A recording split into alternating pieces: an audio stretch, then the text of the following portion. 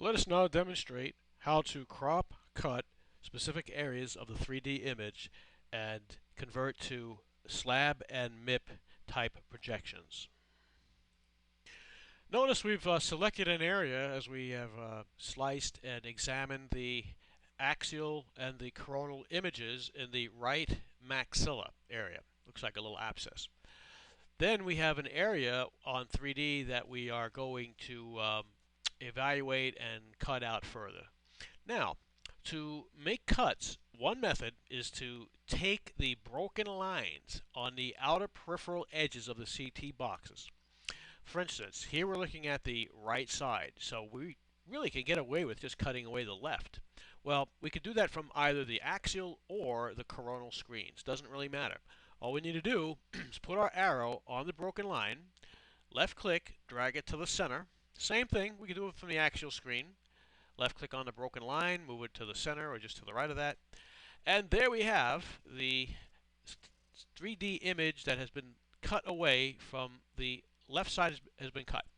So now all we're looking at is the right side. We can look at it from the left side, or we could click on the letter R and look at it from the right side, and we can get a great understanding of this particular area at this point.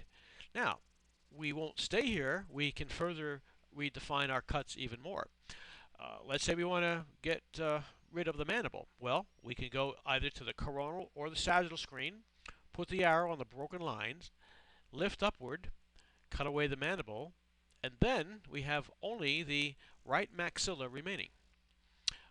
So we can take a look at this 3D image. We can double click it and we can evaluate it with just the maxilla, right maxilla in position.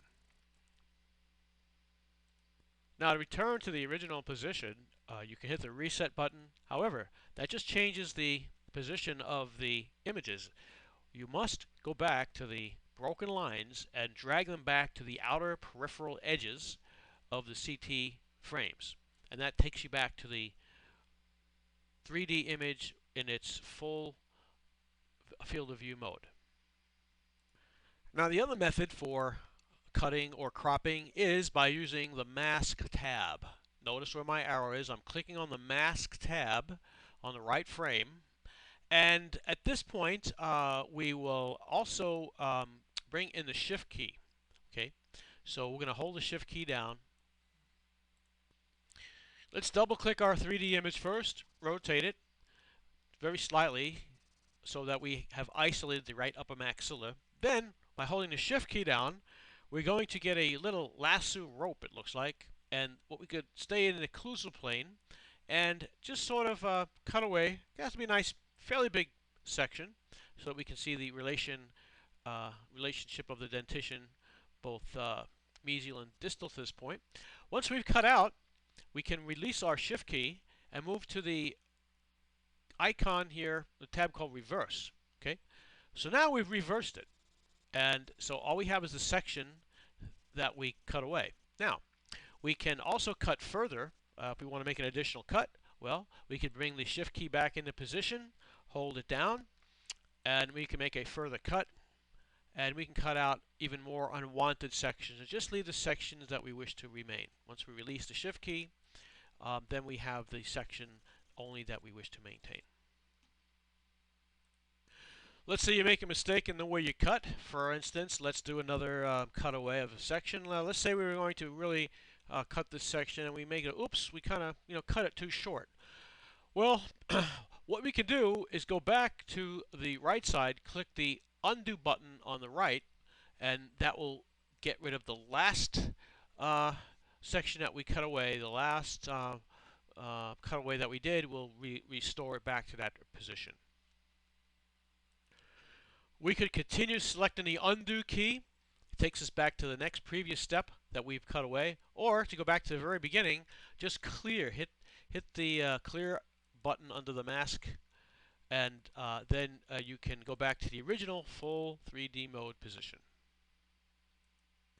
Another method to cut away is by holding the control key down instead of the shift key. If you hold the control key down, you're going to get looks like a little light bulb with the arrow. Just click the dots, spread them apart a little bit, and one could be perhaps a little more precise if you wish to cut away a section. And just kind of clicking with the left click of the mouse, okay? And you can even extend out a little bit by grabbing one of the green dots and moving in this direction here, okay? Then you can release the control key, and by clicking on the cut key, we're able to cut away a section here. And by hitting the reverse key, we're able to get this section in here. And hit reverse again, and you can just go back and forth like a toggle. Okay.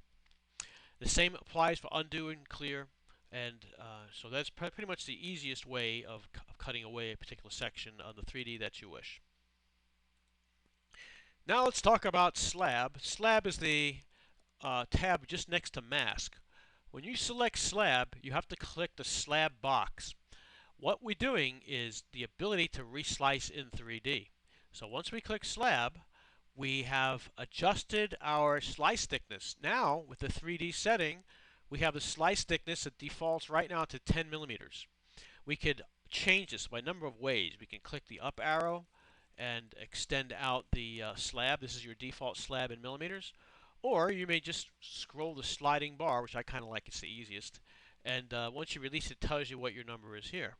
The numbers below give you a quick method of selecting what your default frame would be for, or your slice thickness. One can click 10 millimeters, 5, which becomes a 5 millimeter cut here, or you can just scroll the bar and click 1. Now, once you have done this, you can continue to scroll, and you can continue window leveling. You can also apply different templates as well.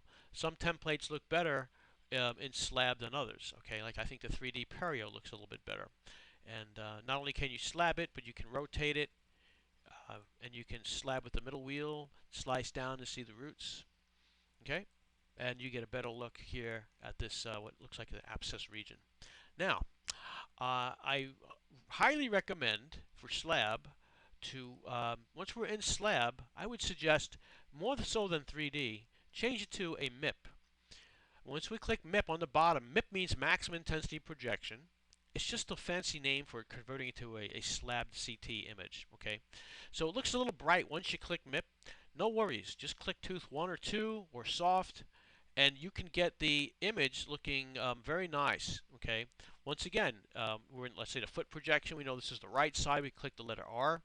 Okay, and what's our slab? Our slab is at 1. See, so we can use our middle wheel and scroll, or we can build it up a little bit by adding the surrounding texture or the surrounding dentition. So if one wants a thin or a thick slice, it's all personal preference. See? And I'm just using the middle wheel to scroll. Then we can kind of rotate upward. The beauty of changing it from a 3D to a MIP is that you retain the 3D capabilities of rotation. And that is so key because you can look at any area and just elongate it anywhere you can move your wrist and rotate. See, you can look at this area that you've cut away. And so, highly recommended to change from 3D to a MIP. Now, to get out of all of this, what you do, just uncheck slab box. You can go back to mask, go back to clear. Okay, change back to 3D. All right, and then you should be able to come out of this, go back to template, and then go back to your default settings, reset, go up here maybe to the template you wish, and you're back to where you want to be with the 3D. So just a quick review again. Remember, once you hit mask, you just select if you wish to use the shift key and cut away with a little lasso type rope with the shift key, or you can go and use the control key. And the control key gives you, again, the ability to drop little green dots around the section you wish to cut out. And just hit cut and hit reverse. And there is your section that you wish. Okay?